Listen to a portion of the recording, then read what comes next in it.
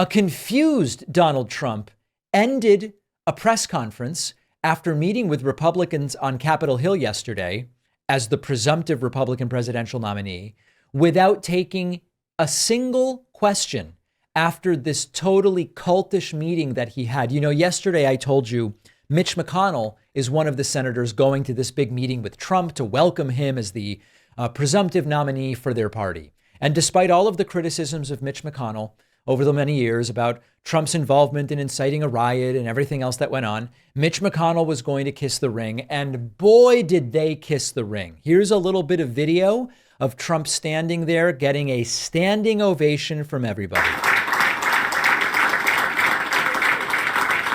Yeah. And there's Tim Scott and creepy looking James Lankford. And you can see all the usual suspects here. Mitch McConnell, at the end of the day, when the rubber meets the road, desperate to retain access to power and party insiders. Here is an image of Mitch McConnell shaking hands with Trump, with Tim Scott next to him cheering on the entire thing. And then Trump spoke. He issued some statements with Republicans humiliatingly standing behind him, kicking things off with an impenetrable word salad. And it only got worse from here. Remember, this was a press conference at which Trump took 0 questions. Here is Trump tossing quite the word salad. But we have to get elected. We have to take this beautiful place and we have to make it really something very special. Again, right now it's not special. Right now it's being scorned and being used as an example of when they look at the crime on the streets, when they look at all of the problems that we have, they're using us as a bad example of democracy.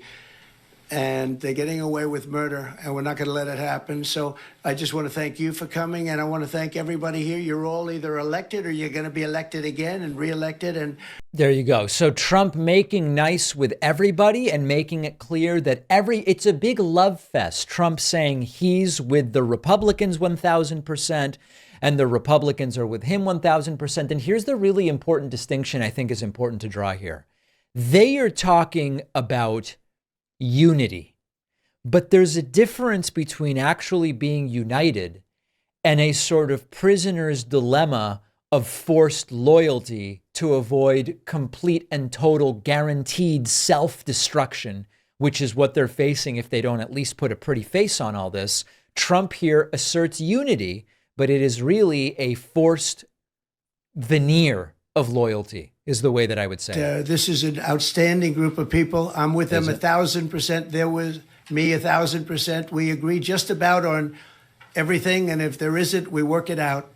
And I've had a really great relationship with just about everybody here, with everybody here, just about all of the senators. And if it wasn't fantastic, it gets worked out. And we have one thing in mind, and that's making our country great. So thank you all very much. We appreciate you being here. Thank you very much. There you go. And that is Trump feebly, an enfeebled Trump, ending his, quote, press conference after under 5 minutes and refusing to answer a single question. And remember, one of the big stories, one of the big smocking guns, as Trump likes to write, about Joe Biden is supposedly that he doesn't do press conferences and he doesn't take questions and he doesn't speak for a long time. He delivered a 100-minute State of the Union. He does press conferences. He deals with the pathetic and childish questions hurled up at him by reporters like Peter Doocy.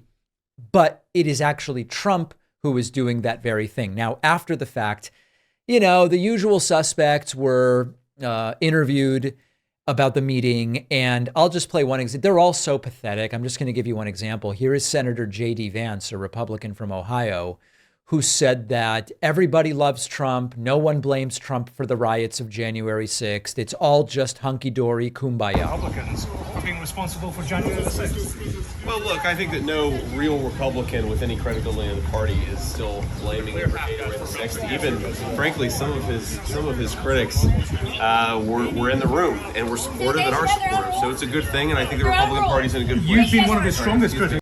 So, of course, it's very much not true that no Republicans blame Trump for January 6th, but the way that they get out of this little problem is by the insertion of that word, real Republican. The word real is doing some seriously heavy lifting there.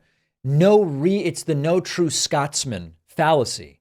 No real Republican would blame Trump for what happened on January 6th. Therefore, Mitt Romney and Adam Kinzinger and Liz Cheney and every single Republican that does blame Trump for what happened on January 6th definitionally must not be a real Republican. That's the way they get around this.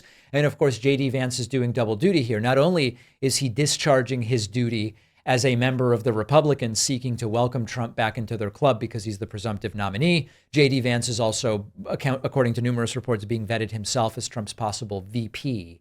And we'll talk about that a little bit more later because it is quite funny, some of the questions he's been asked in this vetting process.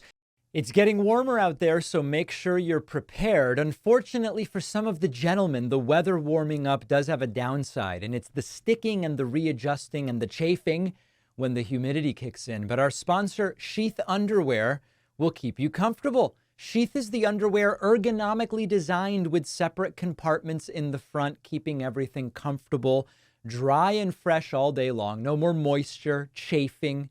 Everything can breathe. You won't even realize how much you needed this until the first time you try it. Sheath underwear is especially awesome to sleep in. It's a whole new level of comfort at night you didn't even know was possible. Many colors and varieties to choose from. You'll find something you like. They even have a line of super quality women's underwear designed with comfort in mind. Sheath has more than 10,000 five-star reviews, fast shipping, and world-class customer service. Go to sheathunderwear.com/Pacman and get 20% off with the code Pacman, and the link is down below.